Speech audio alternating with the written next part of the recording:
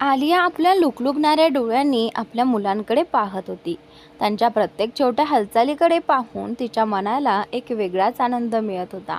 शेवटी ही दोन्ही मुलंच तर तिच्या जगण्याचा आधार होती.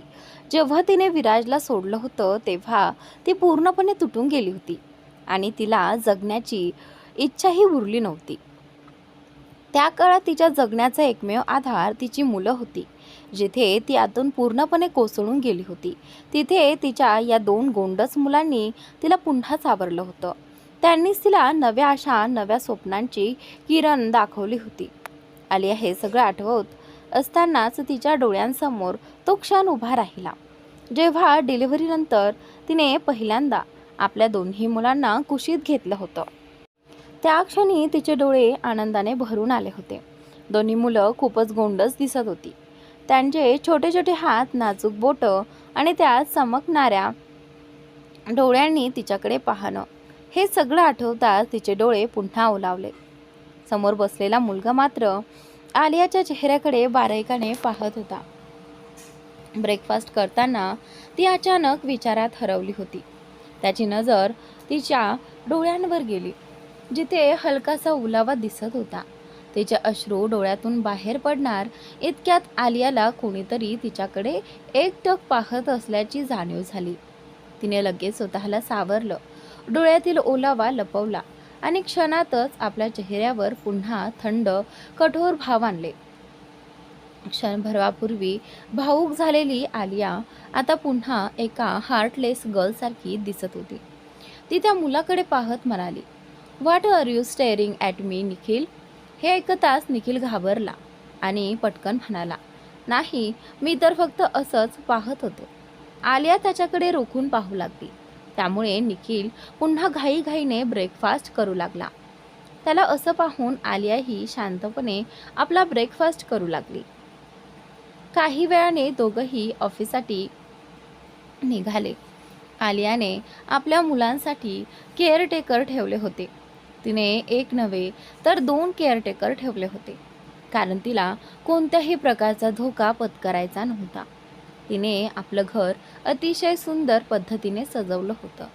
आलियाची एक खूप मोठी कंपनी होती आणि आता हळूहळू तिचं नावही मोठं होत चाललं होतं.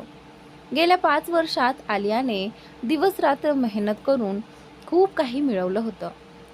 जसं विराज बिझनेस जगात नंबर 1 किंग मानला जायचा, तसंच आलियाचीही बिझनेस क्वीन म्हणून ओळख निर्माण झाली होती. पण दुर्दैवाची गोष्ट म्हणजे तिचं खरं नाव कोणालाच माहिती नव्हतं. बिझनेसच्या दुनियेत आलिया एव्ही या नावाने ओळखली जात होती. तिने स्वतःच्या नावाचं शॉर्ट फॉर्म केलं होतं, कारण तिला स्वतःची खरी ओळख जगासमोर आणायची नव्हती. ती मीडियासमोर फार कमी यायची आणि स्वतःलाच स्वतःमध्ये सीमित ठेवायची. तिला मीडिया आणि पब्लिसिटी अजिबात आवडत नव्हती. तिला कोणत्याही परिस्थितीत यश मिळवायचं होतं, जेणेकरून ती लोकांना दाखवू शकेल की तिला कोणाच्याही आधाराची गरज नाही, ती कोणावरही अवलंबून नाही आणि स्वतःच्या मेहनतीवर सर्व काही मिळू शकते. त्याचबरोबर तिला आपल्या दोन्ही मुलांना उत्तम संस्कार आणि चांगले आयुष्य द्यायचं होतं. याच कारणामुळे ती दिवस रात्र मेहनत करत होती आणि आज तिच्या मेहनतीचं फळ तिला मिळत होतं. उद्याची पार्टी तिच्या यशाचं प्रतीक होतं, कारण उद्या एक मोठा अवॉर्ड फंक्शन होणार होता, ज्यात अनेक मोठमोठ्या बिझनेसमनना पुरस्कार मिळणार होता. ते अवॉर्ड सेरेमनीमध्ये विराजलाही आमंत्रित करण्यात आलं होतं. आता पाहायचं हे होतं की तो पुरस्कार नेमका कोणाला मिळणार, विराजला की आलियाला? याचं उत्तर येणारा काळच देणार होता. दुसऱ्या बाजूला विराज आपल्या केबिनमध्ये बसून काम करत होता. तो आता पूर्णपणे नॉर्मल झाला होता आणि मागच्या सर्व गोष्टी विसरून गेला होता. त्याला हे आठवतही नव्हतं की रोनिकाने त्याला काही खायला प्यायला दिलं होतं, कारण ती त्याच्या जेवणात अशा प्रकारे औषध मिसळायची की ते खाल्ल्यानंतर काही वेळासाठी तो सर्व काही विसरून जायचा. यानंतर तो गाढ झोपेत जायचा आणि पुन्हा उठल्यावर त्याला काहीच आठवत नसे. त्यामुळे त्याला सतत चिडचिड आणि अस्वस्थता जाणवत होती. कधीकधी तो विचार करायचा की तो अचानक असा कसा झोपला, पण त्याला काहीच समजत नसे. जास्त विचार केला की त्याची चिडचिड आणखी वाढायची. पण त्याने कधीच या गोष्टीकडे लक्ष दिलं नाही की तो जेव्हाही झोपायचा, जेव्हा रोनिका त्याच्या जवळ असायची. रोनिका खूपच चालाक होती. ती प्रत्येक काम इतक्या सफाईने करायची की विराजला तिच्यावर संशय येणं जवळजवळ अशक्य होतं. कारण विराज तिला आपली बेस्ट फ्रेंड मानायचा. आता रोनिका कोण आहे हे जाणून घेऊया. रोनिका काही साधी मुलगी नव्हती. ती अजित सिन्हाची मुलगी होती आणि आपल्या आईवडिलांची खूप लाडकी होती. त्यामुळे ती खूपच गर्विष्ठ बनली होती. रोनिका आणि विराज कॉलेजपासूनचे मित्र होते आणि त्याच काळपासून रोनिका विराजवर वेडी झाली होती. तिच्या मागे अनेक मुलं होती, पण तिने कधीच कोणालाही भाव दिला नाही, कारण तिची नजर फक्त विराजवरच होती. तरीही ती पूर्णपणे निष्पाप होती असं म्हणता येणार नव्हतं, कारण तिने अनेक वेळा वन नाईट स्टँड केले होते. पण तरीही तिला आपलं संपूर्ण आयुष्य विराजसोबत घालवायचं होतं. ती इतकी वर्ष अमेरिकेत होती आणि आपल्या आजारामुळे मध्येच थांबलेले शिक्षण पूर्ण करत होती. त्याचबरोबर ती आपल्या वडिलांचा अमेरिकेतील बिझनेसही सांभाळत होती. म्हणूनच ती इथे नव्हती, पण तरीही तिला विराजच्या प्रत्येक हालचालीची माहिती मिळत होती. जेव्हा तिला समजलं की विराजने आलियाशी लग्न केलं आहे, तेव्हा ती गोष्ट तिच्यासाठी असह्य झाली होती आणि ती कोणत्याही परिस्थितीत त्यांचं नातं तोडू इच्छित होती. रोनिका आत्तापर्यंत स्वतःला विराजच्या कुटुंबासमोर खूप चांगलं सिद्ध करून दाखवलं होतं. त्यामुळे त्यांचं संपूर्ण कुटुंब तिच्यावर खूप प्रभावित झालं होतं. विराजची आई तर आलियाच्या जाण्यामुळे पूर्णपणे खचून गेली होती.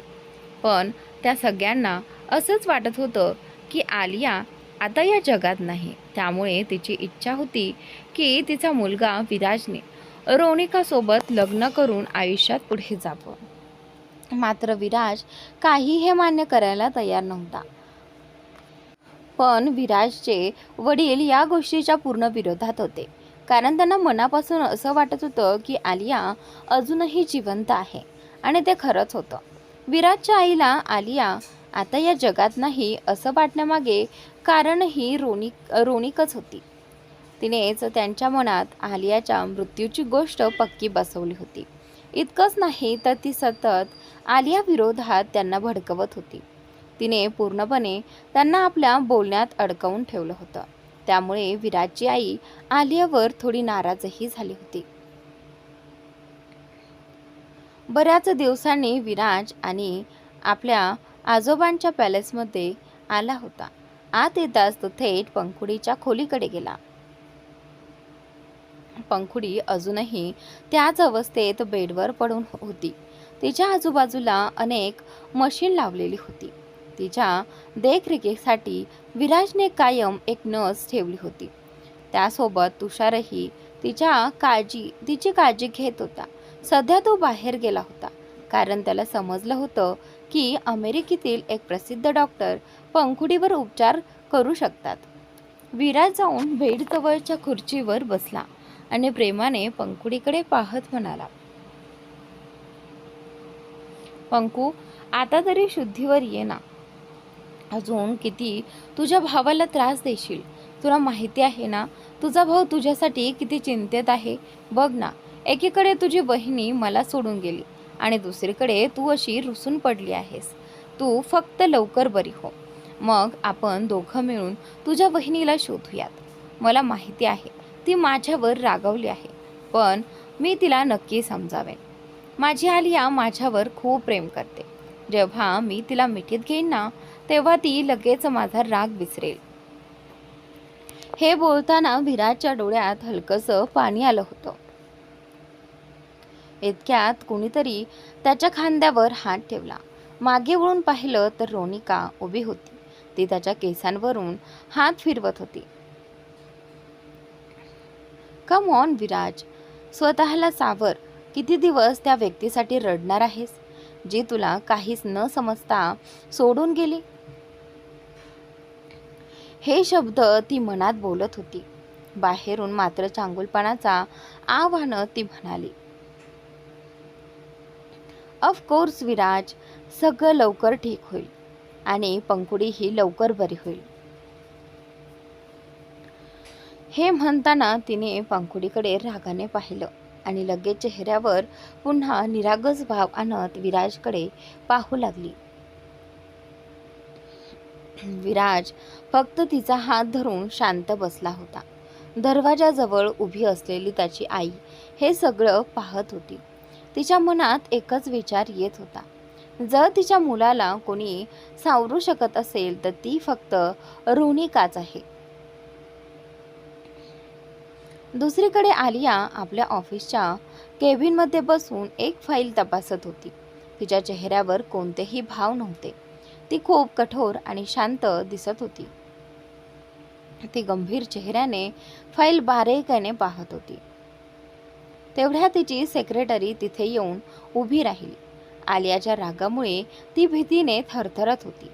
तिला आलियाचा खूप धाक वाटत होता, त्यामुळे ती तिच्याकडे नीट पाहण्याचंही धाडस करत नव्हती.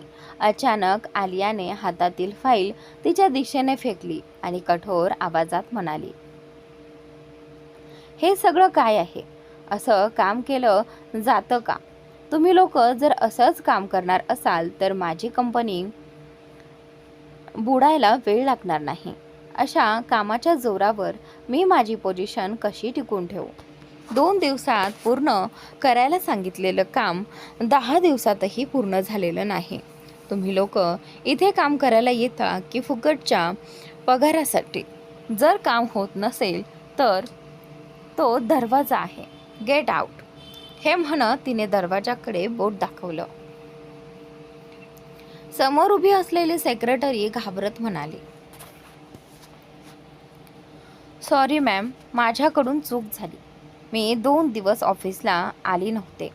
आलिया थंड आवाजात म्हणाली, मला त्याच्याशी काही देणं घेणं नाही की तू 2 दिवस आली नव्हतीस. मला फक्त रिझल्ट पाहिजे. तुझ्याकडे फक्त आजचा दिवस आहे. आज हे काम पूर्ण झालं पाहिजे. नाव गेट लॉस्ट. हे बोलून ती लगेच खुर्चीतून उठली आणि खिडकीजवळ जाऊन उभी राहिली. सेक्रेटरीने घाईघाईने फाईल उचलली आणि भीतीने थरथरत केबिनच्या बाहेर निघून गेले. आता आलिया ऑफिसमधील मोठ्या काचेच्या खिडकीजवळ उभी राहून बाहेर पाहत होती. तिच्या डोळ्यात कोणतेही भाव नव्हते, पण तिचा चेहरा काळवंडलेला दिसत होता. ती अजूनही रागात असल्याचं स्पष्ट जाणवत होतं. इतक्या तिचा मोबाईल वाजला.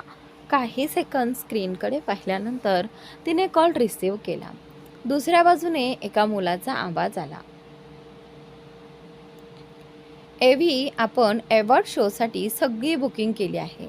हा अवॉर्ड आपल्याला बेंगळुरूमध्येही मिळणार आहे, त्यामुळे आपल्याला तिथे जावं लागेल. हॉटेलमध्ये ही सगळी व्यवस्था करून ठेवली आहे. आलियाने जास्त काही न बोलता फक्त असं उत्तर दिलं आणि कॉल कट केला. कॉल कट करून तिने फोन सोफ्याकडे फेकून दिला आणि पुन्हा खिडकी बाहेर पाहू लागली.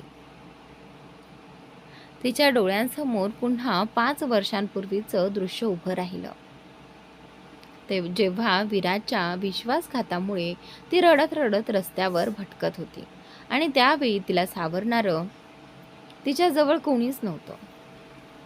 अचानक ती आपल्या विचारातून बाहेर आली आणि रागाने म्हणाली, प्रेमाचा काळ आता संपला आहे. आता सुडाची वेळ आली आहे. तयार राहा मिस्टर राठोड. आता मी तुला खरी एव्ही कोण आहे ते दाखवणार आहे.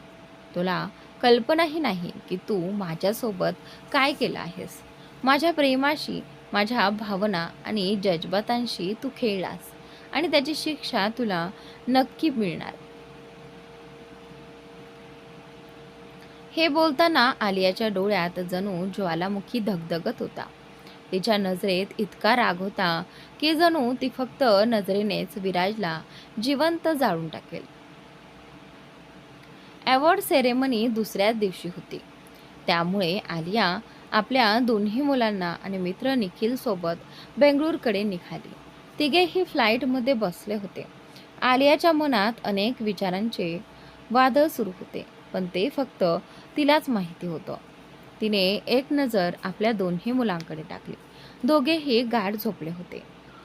ती प्रेमाने त्यांच्या केसांवरून हात फिरवत त्यांच्या कपाळावर हलकेच चुंबन घेतले आणि सीटला टेकून डोळे मिटून भूतकाळातील प्रत्येक गोष्ट आठवू लागली. काही तासानंतर फ्लाईट लँड झाली. बाहेर येताच त्यांना घेण्यासाठी एक कार उभी होती. आलिया मुलांसोबत आणि निखिलसह कारमध्ये जाऊन बसली. निखिल पुढच्या सीटवर बसला होता, तर आलिया मुलांसोबत मागच्या सीटवर बसली होती. दोन्ही मुलं खिडकीबाहेर उत्सुकतेने पाहत होती. त्यांच्या डोळ्यात चमक होती. ते आनंदाने म्हणाले, मॉम, आपण इथे फिरायला आलो आहोत ना? आलिया त्यांच्या केसांवरून हात फिरवत हसून म्हणाली, ऑफकोर्स बाळांनो, आपण इथे पिकनिकसाठी आलो आहोत. हे ऐकताच दोघेही आनंदाने हसू लागले आणि पुन्हा खिडकीबाहेर पाहू लागले. पण आलिया मात्र वेगळ्याच विचारात हरवली होती. काहीतरी आठवताच तिच्या ओठांवरील स्मित आणखी गडद झालं. थोड्या वेळाने कार एका आलिशान हॉटेलसमोर थांबली. ते बेंगळूरमधील सर्वात प्रसिद्ध आणि लक्झरी हॉटेलपैकी एक होते. आलियासाठी तिथे आधीच सर्व बुकिंग करण्यात आले होते. आलियाने सर्वप्रथम मास्क घातला आणि आपल्या दोन्ही मुलांचे हात घट्ट पकडले. ती कारमधून बाहेर उतरली. तिने त्यावेळी एक एलिगंट बिझनेस सूट परिधान केला होता.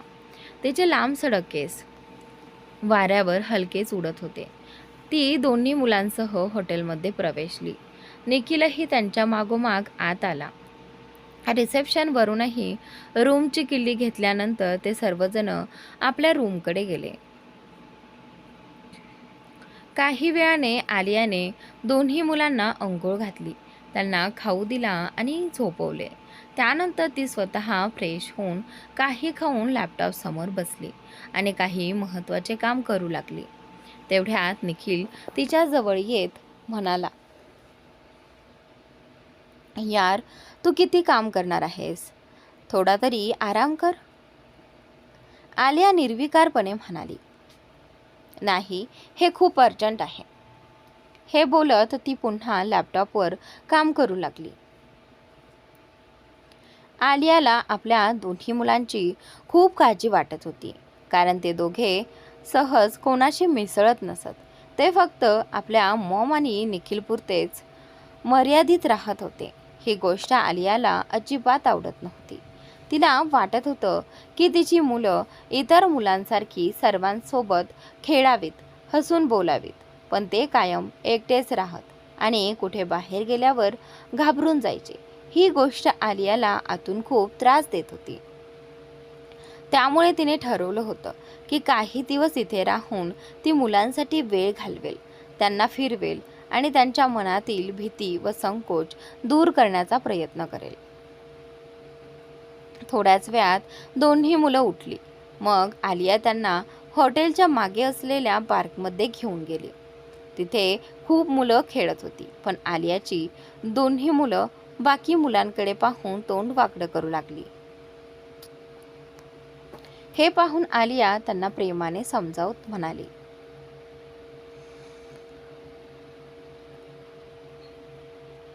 आपण सगळ्यांसोबत मिळून मिसळून खेळलं पाहिजे आणि मम्मा तुमच्यासोबत आहे ना. हे ऐकून दोघांनी थोडंसं तोंड वाकडं केलं आणि हातातील बॉल उडवत पार्कच्या एका बाजूला जाऊन खेळू लागले. तेवढ्यात आलियाला एक कॉल आला आणि ती थोडं बाजूला जाऊन बोलू लागली. दोन्ही मुलं बॉल खेळत होती. अचानक त्यांचा बॉल जाऊन एका उंच आणि मजबूत शरीराच्या माणसाच्या पाठीवर लागला. तो माणूस त्यांच्याकडे पाठ करून उभा होता. हे पाहून कृषला थोडं विचित्र वाटलं. तो आणि तृष पटकन बॉल आणण्यासाठी त्या माणसाकडे धावत गेले. तेवढ्यात तो माणूस मागे वळला. त्याच्या पायाजवळ पडलेला बॉल तो उचलणार इतक्यात कृष आणि तृष झटकन पुढे आले आणि त्यांनी आधीच बॉल उचलला. हे पाहून त्या माणसाच्या भुवया किंचित उंचावल्या. तो दोघांकडे पाहू लागला.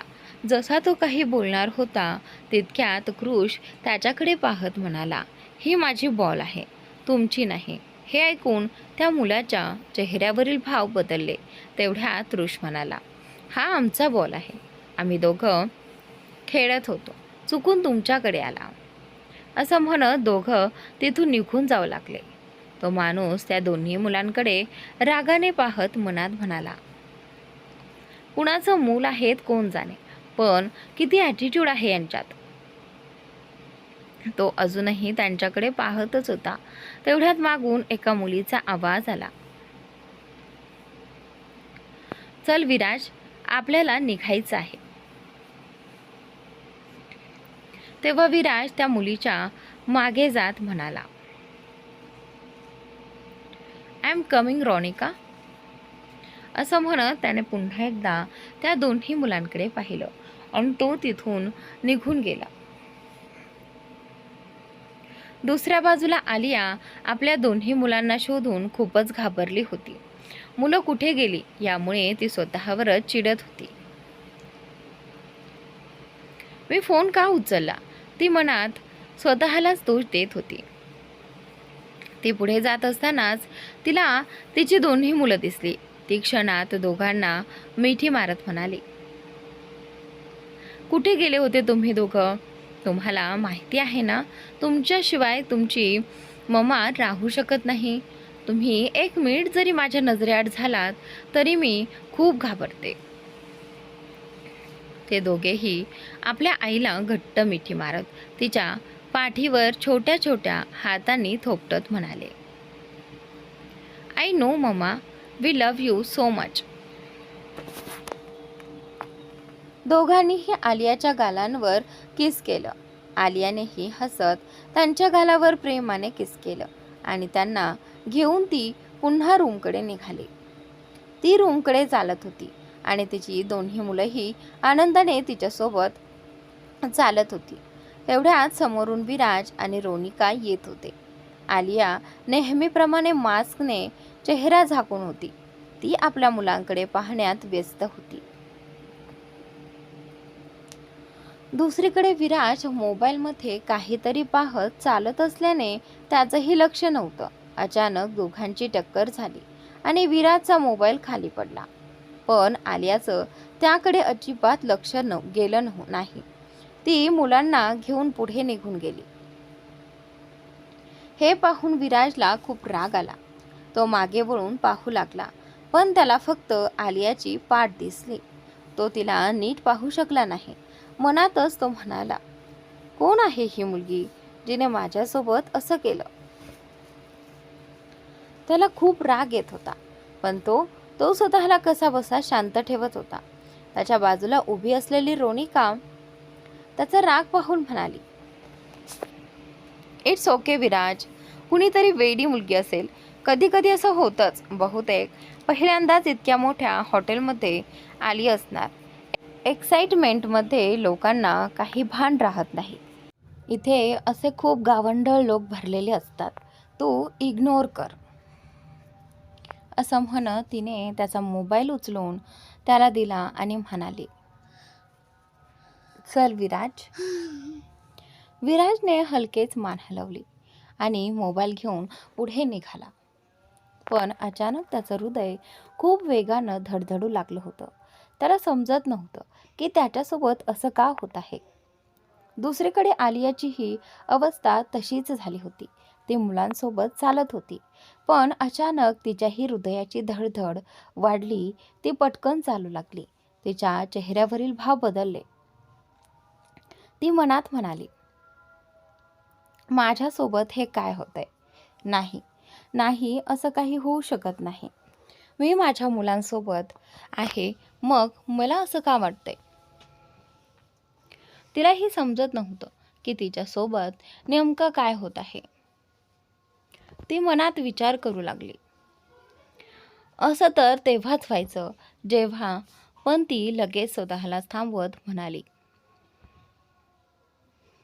नो नो, मी त्या माणसाबद्दल विचारही करू शकत नाही.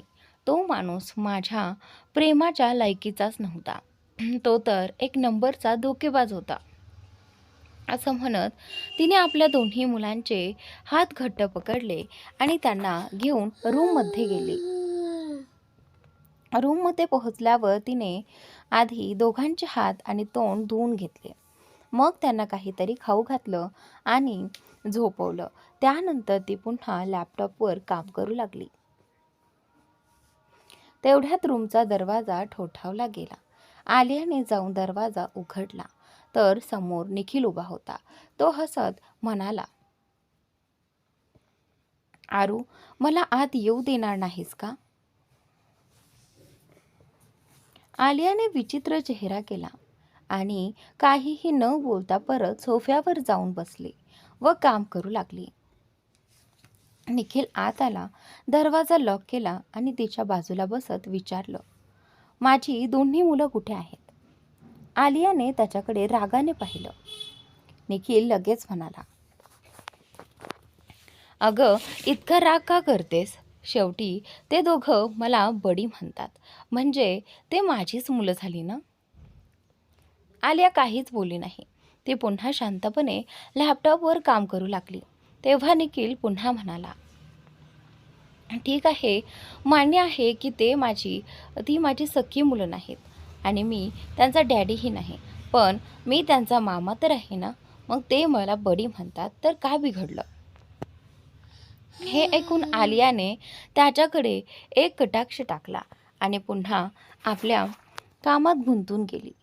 तेव्हाच निखिल म्हणाला, आरू, तुला एक खूप महत्त्वाची गोष्ट सांगायची होती. आलिया म्हणाली, जर महत्त्वाची असेल तरच सांग, नाहीतर इथून निघून जा. आलियाचं बोलणं ऐकून निखिलचं तोंड पडलं, पण काहीतरी विचार करून तो म्हणाला, तुला माहीत आहे ना, उद्याच्या अवॉर्ड सेरेमनीसाठी तोही आला आहे. हे ऐकताच आलियाच्या बोटांची हालचाल जी लॅपटॉपवर वेगाने चालू होती अचानक थांबली. तिच्या चेहऱ्यावरील भाव बदलले आणि ती पूर्ण शांत झाली. ती तिरक्या नजरेने निखिलकडे पाहत म्हणाली, हू केअर्स? असं म्हणत ती पुन्हा लॅपटॉपवर काम करू लागली. तेव्हा निखिल म्हणाला, त्याच्यासोबत त्याची गर्लफ्रेंडही आली आहे. हे ऐकताच आलियाच्या मनात रागाची लाट उसळली. ती लालभडक डोळ्यांनी निखिलकडे पाहू लागली. निखिलही घाबरला आणि पटकन इकडे तिकडे नजर फिरवू लागला. आलियाने रागाने झटक्यात लॅपटॉप बंद केला आणि बराच वेळ समोर पाहत राहिली. हे पाहून निखिल भीतीने थरथर कापू लागला. तो मनातच म्हणाला, आता या मुलीचं काय करू? हिच्या रागाचा काही भरोसा नाही. रागात ही काहीही करू शकते. काही होण्याआधीच इथून निघालेलं बरं.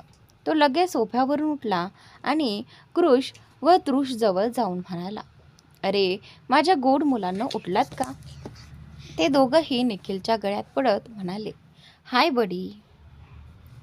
निखिलही दोघांना मिठीत घेत हसू लागला, पण मग मनातच म्हणाला, थँक गॉड तुम्ही दोघं उठलात, नाहीतर आज तुमची चंडी मम्मी माझं काय केलं असतं देव जाणे. तो मनोमन देवाचे आभार मानत होता, कारण त्याला आलियाच्या रागाची चांगलीच कल्पना होती. तिकडे आलिया अजूनही रागाने लाल झाली होती. स्वतःचा राग नियंत्रणात ठेवण्यासाठी ती वॉशरूममध्ये गेली आणि वारंवार चेहऱ्यावर पाणी मारू लागली. तिचा चेहरा पूर्ण लाल झाला होता. ती खोल श्वास घेत स्वतःला शांत करण्याचा प्रयत्न करू लागली.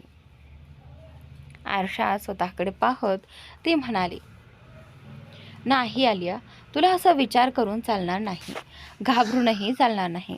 आता वेळ आली आहे प्रत्येक गुन्हेगाराला शिक्षा देण्याची. सर्वात आधी मला मायरा शोधायची आहे. मी तिला खूप शोधलं, पण ती कुठेच सापडली नाही. कुठल्या बिळात लपून बसली आहे, कोण जाणे. पण तिच्या आधी का नाही मी माझ्या सर्वात मोठ्या गुन्हेगाराला शिक्षा देत. मिस्टर खन्ना, आज माझी ही अवस्था फक्त तुमच्यामुळे झाली आहे. तुम्ही माझ्या खऱ्या प्रेमाशी, भावना आणि जिव्हाळ्याशी खेळात. दुसऱ्यांच्या भावनांशी खेळण्याची खूप मोठी हौस आहे ना तुम्हाला. रोज नवीन गर्लफ्रेंड बनवायची सवय आहे ना. आजही नवीन गर्लफ्रेंडसोबत फिरत आहात. मी तुमची अशी अवस्था करेन की पुन्हा कोणाला फसवण्याआधी 10 वेळा विचार कराल. हे सगळं बोलताना आलियाचे डोळे रागाने लाल झाले होते. असं वाटत होतं की जर विराज तिच्यासमोर आला तर ती त्याला आपल्या नजरेनेच जाळून टाकेल. बराच वेळ खोल श्वास घेत तिने स्वतःचा राग शांत केला आणि वॉशरूमचा दरवाजा उघडून बाहेर आली. तोपर्यंत निखिल त्या रूममधून निघून गेला होता आणि कृष व तृष बेडवर बसून मस्ती करत होते. जशीच त्यांची नजर बाहेर आलेल्या त्यांच्या मम्मीकडे गेली तसे दोघेही हळूहळू बेडवरून उतरले आणि आपल्या छोट्या छोट्या पावलांनी आलियाकडे आले. ते प्रेमाने म्हणाले, मम्मा मम्मा. आपल्या दोन्ही मुलांना पाहताच आलिया सगळं काही विसरून गेली. तिच्यासोबत नेहमीच असं व्हायचं. ती कितीही दुःखी, रागात किंवा त्रासात असली तरी आपल्या मुलांना पाहताच तिचं सगळं दुःख नाहीसं व्हायचं. दोघं जवळ येताच ती गुडघ्यावर बसली आणि त्यांना मिठीत घेत म्हणाली, अरे माझ्या गोड बाळांनो, तुमची झोप पूर्ण झाली का? तीच आलिया आपल्या दोन्ही मुलांच्या डोळ्यांच्या इशाऱ्यांचा अर्थ लगेच समजून घेत म्हणाली, कुठलीही खोडी काढायची नाही. जर काही खोडी केली आणि नंतर मला कळलं की तुम्ही कोणाला त्रास दिला तर मी तुम्हा दोघांना शिक्षा करेन. हे ऐकताच दोघांनीही आपापले चेहरे पाडले आणि डोळे मिचकावत म्हणाले, नो मामा, वी आर गुड बॉईज. त्यावर आलिया हसत म्हणाली, ऑफकोर्स, मला माहीत आहे तुम्ही दोघं किती चांगली मुलं आहात. ठीक आहे, आता अजिबात मस्ती नाही. असं म्हणत तिने पुन्हा दोघांच्या केसांवरून प्रेमाने हात फिरवला, त्यांच्या कपड्यावर किस केलं आणि त्यांना बेडवर बसवलं. थोड्याच वेळात त्यांचा ब्रेकफास्ट आला. मुलांना नाश्ता करून देऊन आलिया मीटिंगला जाण्यासाठी तयार झाली. तेवढ्यात रूमचा दरवाजा नॉक झाला. निखिलसोबत साधारण 32 वर्षांची एक महिला आत आली आणि म्हणाली, मॅडम, तुम्ही मला बोलावलं होतं? आलिया होकारार्थी मान हलवत म्हणाली, हो, मी बाहेर असेपर्यंत तुम्ही माझ्या मुलांची काळजी घ्या. ती महिला लगेच म्हणाली, यस मॅम, मी त्यांची नीट काळजी घेईन. आलिया तिथून निघणार इतक्यात दुसरीकडे तो तिला पाहू शकला नाही, पण मनातच म्हणाला, कोण होती ती मुलगी जिने माझ्यासोबत असं केलं? त्याला खूप राग आला होता, पण तो कसाबसा स्वतःच्या रागावर नियंत्रण ठेवत होता. त्याच्या बाजूला उभी असलेली रोनिका त्याचा राग पाहून म्हणाली, इट्स ओके विराज, कुणीतरी असेल. कधी कधी असे लोक अचानक समोर येतात. बहुतेक अशा मोठ्या हॉटेलमध्ये राहायची त्यांना सवय नसते. उत्साहात त्यांना भान राहत नाही. इथे असे गावंढळ लोक खूप असतात. असं म्हणत तिने विराजचा मोबाईल उचलून त्याच्या हातात दिला आणि म्हणाली, चल विराज. विराजने हलकेच मान झटकली, मोबाईल घेतला आणि पुढे निघून गेला. पण का? कुणास ठाऊक. त्याचं हृदय खूप जोरात धडधडत होतं. त्याला समजत नव्हतं की त्याच्यासोबत असं का होत आहे. अचानक त्याच्या हृदयाची धडधड आणखी वाढली. तो कसाबसा स्वतःला सावरत रोनिकासोबत पुढे गेला. तिकडे आलियाची ही अवस्था काही वेगळी नव्हती. ती आपल्या मुलांसोबत चालत होती, पण अचानकच तिच्याही हृदयाचे ठोके वाढले. ती वेगाने चालू लागली. तिच्या चेहऱ्यावरील भाव बदलू लागले. ती मनातच विचार करू लागली, हे माझ्यासोबत काय होते? नाही, नाही, असं काही होऊ शकत नाही. मी तर माझ्या मुलांसोबत आहे, मग मला असं का वाटते? तिलाही समजत नव्हतं की तिच्यासोबत नेमकं काय घडत होतं. ती मनात म्हणाली, असं तर तेव्हाच व्हायचं जेव्हा, पण लगेचच तिने स्वतःच्या विचारांना थांबवलं आणि म्हणाली, नो, नो, मी त्या माणसाबद्दल विचारही करू शकत नाही. तो माझ्या प्रेमाच्या लायकीचाच नव्हता. तो तर एक नंबरचा धोकेबाज होता. असं म्हणत तिने दोन्ही मुलांचे हात पकडले आणि त्यांना घेऊन रूममध्ये आली. रूममध्ये पोहोचल्यावर तिने आधी दोघांचे हात आणि तोंड धुवून दिलं, त्यांना काही खायला दिलं आणि झोपवलं. त्यानंतर ती सोफ्यावर बसून पुन्हा लॅपटॉपवर काम करू लागली. तेवढ्यात रूमचा दरवाजा पुन्हा नॉक झाला. आलियाने दरवाजा उघडला तर निखिल हसत म्हणाला, आरू, मला आत येऊ देणार नाहीस का?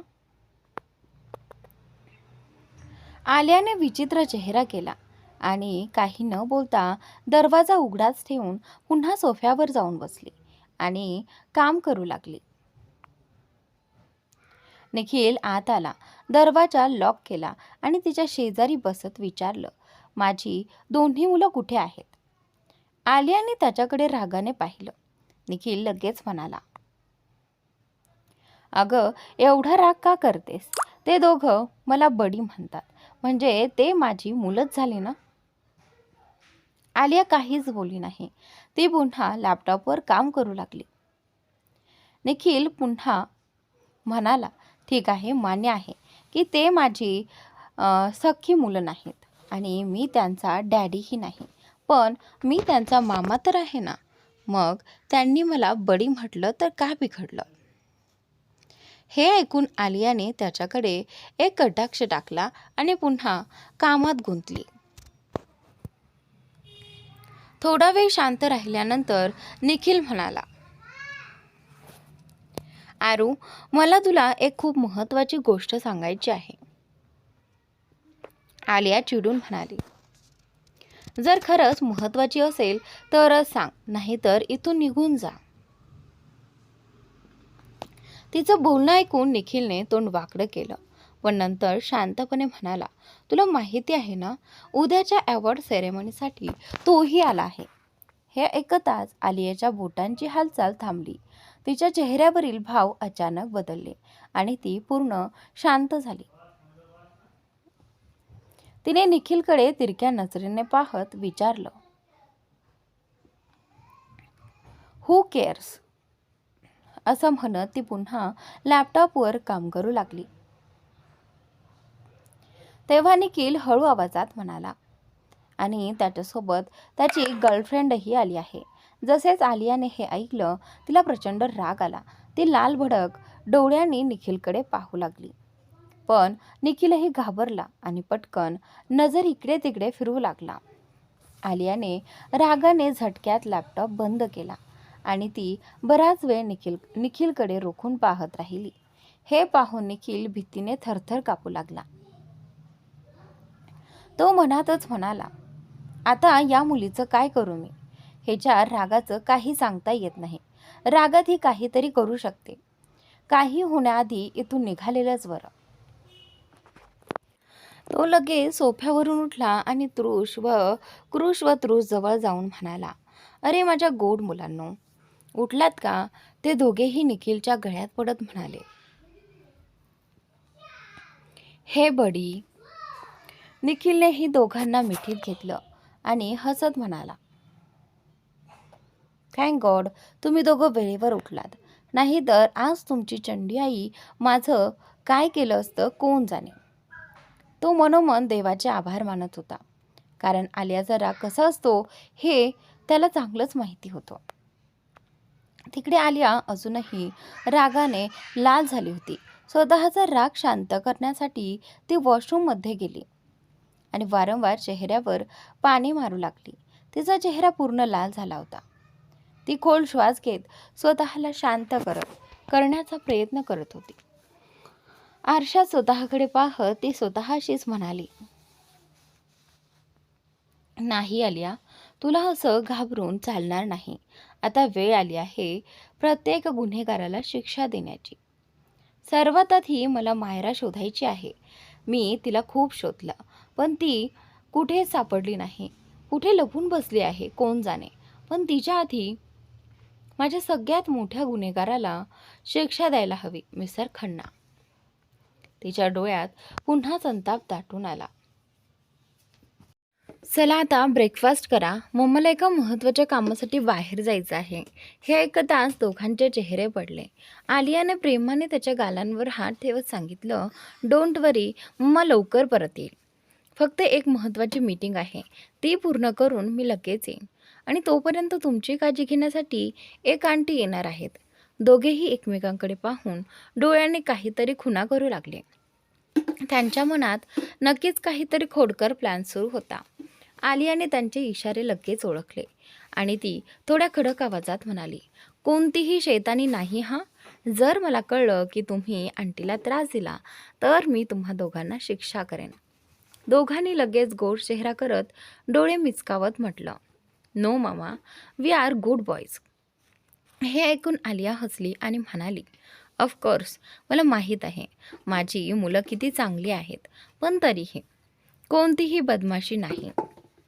तिने पुन्हा प्रेमाने त्यांच्या केसांवरून हात फिरवला, कपाळावर किस केलं आणि दोघांना बेडवर बसवलं. थोड्याच वेळास त्यांचा ब्रेकफास्ट झाला. मुलांना खाऊ घालून आलिया मीटिंगसाठी तयार झाली. तेवढ्यात रूमचं दार ठोठावलं गेलं. निखिलसोबत साधारण 32 वर्षाची एक महिला आत आली. ती नम्रपणे म्हणाली, मॅडम, आपण मला बोलावलं होतं का? आलियाने होकारार्थी मान हलवत सांगितलं, हो, मी बाहेर असेपर्यंत कृपया माझ्या मुलांची काळजी घ्या. ती महिला लगेच म्हणाली, हो मॅडम, तुम्ही काळजी करू नका, मी नीट लक्ष ठेवेन. आलियाने हलकसं मान हलवली आणि बाहेर जाण्यासाठी पुढे निघाली. तिच्या मॉमने वारंवार हॅलो हॅलो म्हटल्यावर त्याच्या कानावर आवाज गेला. तेव्हा तो म्हणाला, Maugham, I will call you later. असं म्हणत त्याने लगेच कॉल कट केला आणि मागे वळून पाहू लागला, पण मागे कोणीच नव्हतं. मग तो पुढे जाऊन आजूबाजूला पाहू लागला. त्याला वाटत होतं की आलिया इथेच कुठेतरी असेल. तो चारही बाजूंनी तिला शोधू लागला, पण आलिया तिथून निघून गेली होती. आलिया कुठेच दिसत नव्हती. तेव्हा त्याने फक्त एक खोल श्वास घेत स्वतःशीच पुटपुटला, ओ गॉड, वेअर आर यू वायफी.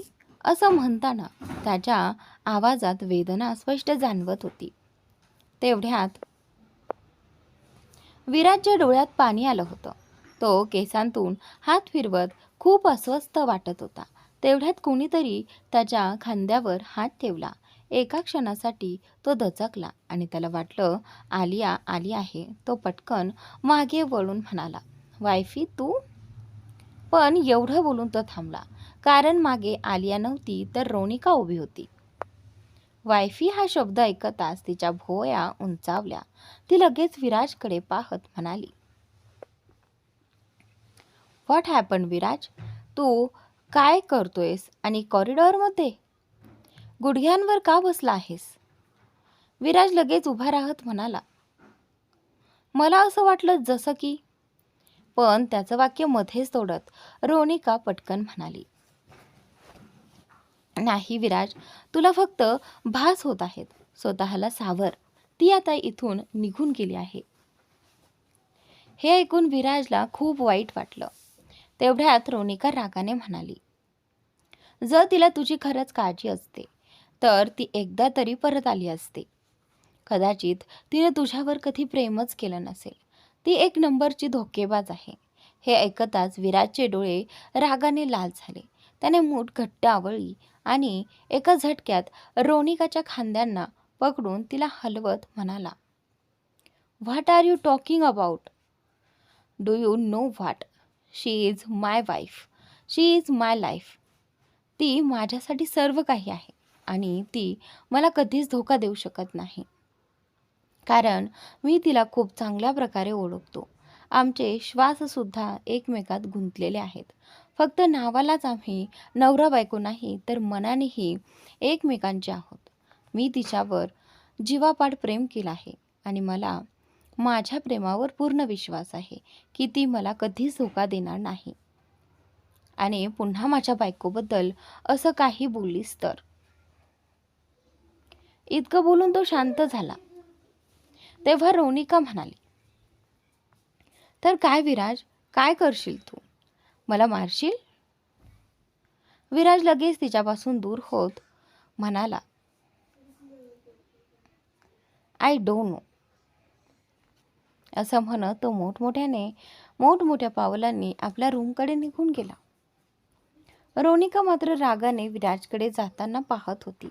ती चिडून स्वतःशीच म्हणाली, ही आलिया इथून निघून गेली तरीही विराजच्या आयुष्यातून दूर गेली नाही. मी कोणत्याही परिस्थितीत तिला तुझ्या आयुष्यातून कायमचं दूर करणार.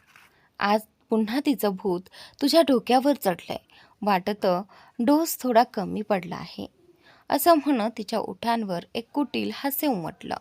तिच्या डोळ्यात एक विचित्र चमक होती, जणू ती एखादी धोकादायक चाल खेळणार होती. रोनिका डोळे बारीक करून आणि ओठांवर स्मित ठेवून काहीतरी विचार करत होती. केस झटकत ती म्हणाली, नाही विराज, तुला मिळवण्यासाठी मी खूप काही केलं आहे. आता मी तुला पुन्हा गमावू शकत नाही. एकदा चूक केली आणि तुझ्यापासून दूर गेले, पण आता मी कुठेही जाणार नाही आणि तुलाही स्वतःपासून दूर जाऊ देणार नाही. आणि जर प्रश्न आलियाचा असेल तर मी तिला खूप आधीच माझ्या वाटेतून हटवलं आहे, पण तरीही ती परत आली तर तो तिच्या आयुष्यातला शेवटचा दिवस असेल. ती इथे आली तर तिला तडफडत जगायला तयार राहावं लागेल, कारण मी तिला शांतपणे जगू देणार नाही. असं म्हणत ती मोठ्याने हसू लागली. तिच्या डोक्यात काहीतरी भयंकर योजना सुरू होती. रोनिका विराजच्या वागण्यामुळे खूपच त्रस्त झाली होती.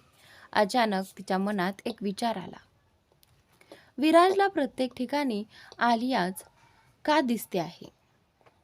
काहीतरी विचार करून ती लगेच कंट्रोल रूममध्ये गेली आणि तिथे जाऊन CCTV फुटेज पाहू लागली. स्क्रीनवर चालणारा व्हिडिओ पाहून तिची चिंता हळूहळू वाढू लागली, कारण काहीच स्पष्ट दिसत नव्हतं. ती विचार करू लागली की विराजने असं का म्हटलं की त्याला आलियाची जाणीव झाली. तिच्या मनात अनेक विचार सुरू होते, कारण ती अत्यंत चालाक आणि कपटी मुलगी होती. ती वारंवार हाच विचार करत होती की विराजने असं का म्हटलं की तिने कॉरिडॉरचा व्हिडिओ ऑन केला आणि सगळं बारीकाने पाहू लागली. सर्व काही पाहिल्यानंतर तिने एक खोल श्वास घेतला आणि म्हणाली, ओ गॉड, मी उगाचच घाबरत होते. आलिया तर इथे आहेच नाही. मी पण काय काय विचार करत बसते. तिला तर मी आधीच माझ्या मार्गातून दूर केलं होतं, मग ती इथे कशी येईल? असं म्हणत ती हलकेच हसू लागली. तिच्या ओठांवर एक धोकादायक स्मित होतं. त्या भयावह हास्यासह ती कंट्रोल रूममधून बाहेर आली. या क्षणी ती खूपच आनंदात होती. शक्य तितक्या लवकर विराजला डोस द्यायचा याच विचारात ती पुढे जात होती. तिने आपल्या खिशातून एक पुडिया काढली आणि विराजकडे पाहत म्हणाली, नाव Viraj, get ready for your dose. वाटतंय तुझा डोस तुला कमी पडतोय आणि मला त्याचं लेव्हल वाढवावं लागेल, कारण तुझ्या हृदयातून आणि मेंदूतून आलियाला जितक्या लवकर बाहेर काढता येईल तितकं चांगलं. असं म्हणत ती जोरजोरात हसू लागली. त्या क्षणी ती एखाद्या धोकादायक सायकोसारखी वागत होती, जणू एखादी वेडी मुलगी कोणाला पूर्णपणे स्वतःचं बनवू पाहत होती. दुसरीकडे आलिया मीटिंग हॉलमध्ये होती, पण तिचं लक्ष मात्र कुठेतरी दुसरीकडेच होतं. तिच्या मनात अजूनही विराजसोबत झालेली ती धडक आठवत होती. त्याचा स्पर्श, त्याचा सुगंध, त्याची जवळीक, हे सगळं तिच्या मनात खोलवर बसलं होतं. ती आतून खूप अस्वस्थ झाली होती. त्यामुळे ती मीटिंगमध्ये नीट लक्ष केंद्रित करू शकत नव्हती. तिच्या शेजारी बसलेला निखिल आलियाच्या प्रत्येक हालचालीकडे बारीकाने लक्ष देत होता. निखिलने हलकेच आलियाचा हात दाबला आणि ती लगेचच आपल्या विचारांमधून बाहेर आली. काही क्षणांपूर्वी ती विराजच्या जुन्या आठवणीत हरवली होती. त्याचं तिच्या जवळ येणं, आय लव्ह यू म्हणणं, तिच्यासोबत मस्करी करणं, हे सगळं विचार तिच्या मनात सतत फिरत होते. निखिलने हात दाबताच ती भूतकाळातून वर्तमानात परत आली आणि समोर पाहू लागली. निखिलने डोळ्यानेच विचारलं, व्हॉट हॅपन? त्यावर आलियाने मान हलवत उत्तर दिलं, मी ठीक आहे. तिने एक खोल श्वास घेत स्वतःलाच मनात म्हटलं, नो आलिया, नो. तुला पुढे जायचं आहे. जुन्या आठवणींमध्ये अडकून राहायचं नाही. तुला पुढे जाऊन त्या सगळ्यांपासून बदला घ्यायचा आहे, ज्यांनी माझं आयुष्य नरक बनवलं. हे म्हणताच तिच्या चेहऱ्यावर राग स्पष्ट दिसू लागला. तिने ओठ घट्ट मिटले आणि हातांच्या मुठी आवळल्या. आलियाचे बदलणारे भाव पाहून निखिल घाबरला. त्याला भीती वाटत होती की आलिया मीटिंग हॉलमध्येच राग व्यक्त करेल, पण आलिया इतकीही मूर्ख नव्हती की स्वतःची मीटिंग खराब करेल. जरी आलियाने चेहऱ्यावर मास्क घातला होता तरी तिचे लाल डोळे पाहून निखिल तिच्या भावना सहज समजू शकत होता. तो मनातच म्हणाला, ओ गॉड, ही आरूपण्णा कधीही रागावते. हिला नेमकं होतंय तरी काय? अचानक इतकी हायपर होते. मी काय करू या मुलीचं? जितकं मी तिला समजून घेण्याचा प्रयत्न करतो तितकीच ती माझ्यासाठी एक कोडं बनत जाते. असं म्हणत त्याने नकारार्थी मान हलवली. काही वेळाने आलियाने स्वतःला शांत केलं आणि पुन्हा समोर पाहत मीटिंगवर लक्ष केंद्रित करू लागली. रात्री 9 वाजता मीटिंग संपली. मीटिंग पूर्ण होताच तिथे उपस्थित क्लायंट आणि हेड आलियाच्या प्रोजेक्टमुळे खूप प्रभावित झाले होते. ते तिच्याशी हस्तांदोलन करत म्हणाले, कॉंग्रॅच्युलेशन्स मिस AR. आम्ही खूप आभारी आहोत की तुम्ही इथे आलात. तुम्हाला भेटण्याची संधी मिळाली याचा आनंद आम्हाला आहे. जरी अजूनही आम्ही तुम्हाला पूर्णपणे पाहू शकलो नाही कारण तुमचा चेहरा लपलेला आहे. तुम्ही तुमचा चेहरा का लपून ठेवला आहे? हे ऐकून आलिया हलकसं हसली आणि म्हणाली, because I don't like my face. तिचं उत्तर ऐकून तिच्या उपस्थित सगळेच आश्चर्यचकित झाले. स्वतःचा चेहरा आवडत नाही अशी मुलगी त्यांनी पहिल्यांदाच पाहिली होती, त्यामुळेच ती आपला चेहरा लपवून ठेवत होती. आलियाने कोणाकडेही न पाहता सर्वांना बाय म्हटलं आणि निखिलसोबत मीटिंग रूमच्या बाहेर आली.